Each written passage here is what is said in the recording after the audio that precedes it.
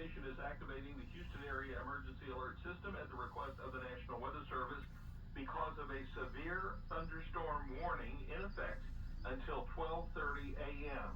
This is affecting Montgomery County. This is a severe thunderstorm warning for Montgomery County.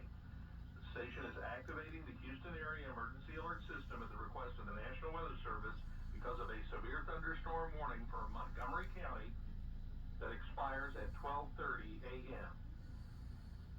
This concludes this activation of the Houston Area Emergency Alert